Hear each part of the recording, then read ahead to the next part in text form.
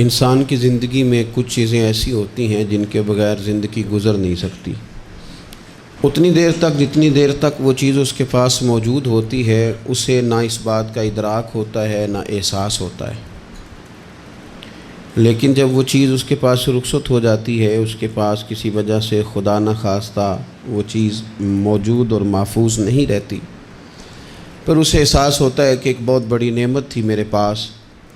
وہ مجھ سے چلی گئی۔ ہماری زندگی کے اندر بہت ساری ایسی چیزیں ہیں کہ اگر وہ ہم سے رخصت ہو جائیں، خدا نہ کرے، تو پھر ہمیں بڑی شدت سے احساس ہوگا کہ یہ نعمت کتنی بڑی ہے۔ آپ قوس و قزح کے رنگ دیکھتے ہیں، دھوپ اور چھاؤں میں لوگوں کے چہروں کو ملاحظہ کرتے ہیں، آپ اپنے بچوں کو محبت کی نظر سے دیکھ کر دل کو ٹھنڈا کرتے ہیں، آپ اپنے ماں باپ کو محبت کی نظر سے دیکھ کر کامل حج کا ثواب حاصل کرتے ہیں، قرآن مجید کی زیارت کر کے آپ اپنے دل میں بہت سارا سرور محسوس کرتے ہیں، لیکن یہ ساری نعمتیں اتنی دیر تک آپ کے پاس ہیں جب تک آپ کے پاس آنکھ کی نعمت موجود ہے۔ اگر یہ رخصت ہو جاتی ہے نا، اگرچہ اتنی ساری نعمتوں میں یہ ایک نعمت ہے، لیکن آپ آنکھ نہیں ہے تو آپ کو تو اپنوں کا احساس بھی نہیں، آپ تو اپنوں کے چہرے بھی دیکھ نہیں پائے۔ کوئی بھی نعمت جو آپ کے پاس ہے، آپ کبھی محسوس کریں کہ اگر اس نعمت کا وجود ہمارے پاس نہ ہوتا تو ہماری کیفیت کیا ہوتی۔ یہ سانس ہے،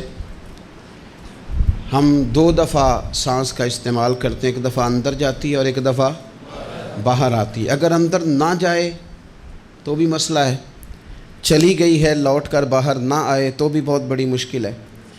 تو اس کا اندر اور باہر جانا یہ زندگی کا احساس ہے۔ اگر کبھی سانس اکھڑنے لگے اور آپ کے سینے میں آپ کی سانس اٹکنے لگے تو ایک بہت بڑی تشویش ہے، ایک بہت بڑی آکسیجن ہے، پوری طرح سے انسان کو قید کر دیا جاتا ہے، اور وہ کہتا ہے کہ میرا تو سارا وجود سلامت ہے، ہاتھ کام کر رہے ہیں، پیر کام کر رہے ہیں، آنکھیں کام کر رہی ہیں، زبان کام کر رہی ہے، سب کچھ ٹھیک ہے، صرف سانس اکھڑ گئی ہے۔ تو انسان محسوس کرتا ہے کہ یہ ساری چیزیں سلامت ہونے کے باوجود میرے کسی کام کی نہیں۔ آپ کے پاس جتنی بھی نعمتیں ہیں ان کو اگر آپ شمار کریں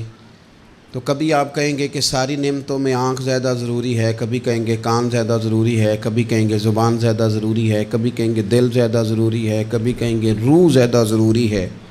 لیکن میں آپ سے عرض کروں ان ساری چیزوں کے بغیر گزارا ہو سکتا ہے، رسول کائنات کی غلامی کے بغیر گزارا نہیں ہوتا۔ کیوں؟ اس لیے کہ اگر حضور کی شفقت نہ ہو،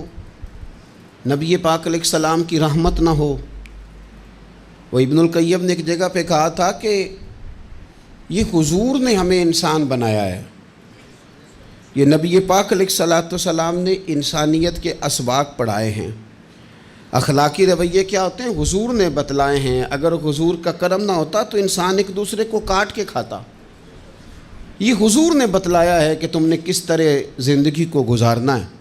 محبوب کریم علیہ السلام کا وجود نور ایک ایسی چیز ہے کہ اگر وہ کائنات سے معاذ اللہ سائڈ پہ کر دیا جائے تو اس کائنات کا قائم رہنا کسی صورت بھی ممکن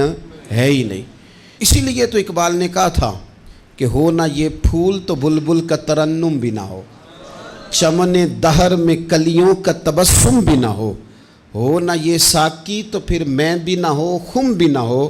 اور بزم توحید بھی دنیا میں نہ ہو، تم بھی نہ ہو۔ وہ بڑی بات کہہ گئے ہیں، میں نے بھی اس کو کوئی نہیں کھولنا، کہتے ہیں بزم توحید بھی دنیا میں نہ ہو، تم بھی نہ ہو، خیمہ افلاق کا استادہ اسی نام سے ہے، اور نبض ہستی تپش آمادہ اسی نام سے ہے۔